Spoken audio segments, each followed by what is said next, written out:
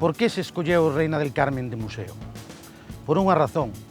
Burela hoxe é un pobo que ten cerca de 10.000 habitantes, pero nos anos 60 era un pobo pequeniño e un pulsor económico foi o Bonito. Hoxe Burela todo o que é, pois en parte débeselle ao Bonito.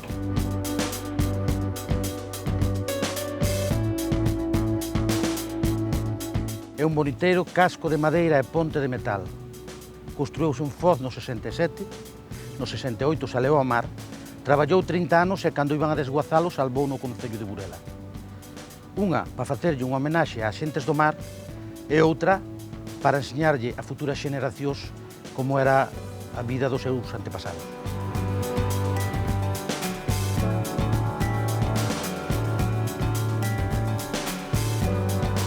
Este barco no inverno pois iba ao cerco a pescar a sardiña, o chicharro, o bocarte, tamén iba á volanta, a merluza e o variado, pero no verán iba ao Bonito. O Bonito empezase a pescar nas Islas Azores, no Atlántico. Logo o Bonito vai buscando alimento todo o Cantábrico hasta a costa irlandesa.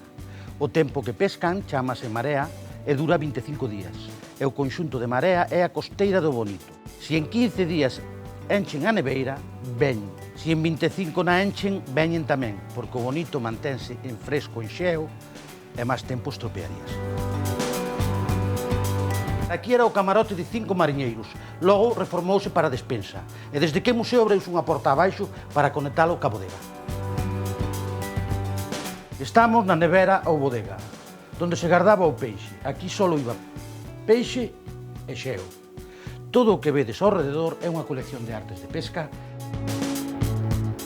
En España hai dúas formas de pescar el Bonito. Curricán ou cacea, que é que usamos en Galicia, e tanqueo ao cebo vivo, que siguen usando vascos e cántabros. A terceira é a que usan os franceses, que é arrastre en superficie o Bonito. Curricán ou cacea, a forma máis antigua de pescar o Bonito en España. O barco abre as varas, as cañas de 20 metros de largo, eran de madeira de eucalipto, hoxe día son de aluminio. 6 liñas a babor, 6 a estribor e 5 en popa.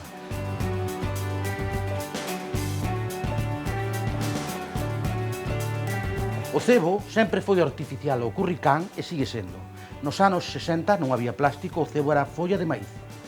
Logo veu o plástico, facían con estes plásticos, pois esta carnada. E hoxe en día, pois, son estas que as compran feitas. Co gancho, súbena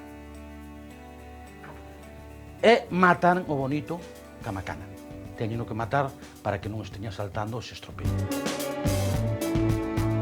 Subindo a sala de máquinas temos os camarotes dos 3 oficiales, son independentes.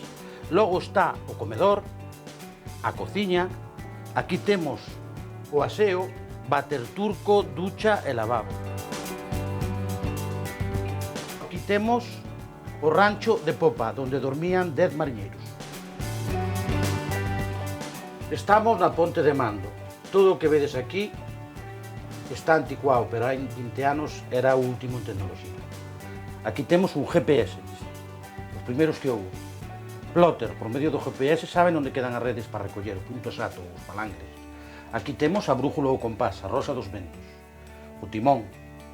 Eses 2 cuadrados de aí son das de pesca, detectan o fondo. Aquel tubo negro sería hoxe un ordenador. O radar de superficie dá os obstáculos que hai ao redor do barco nese tubo negro para non chocar. Radio de corto alcance e de largo. E aquí dentro temos o camarote do patrón de pesca.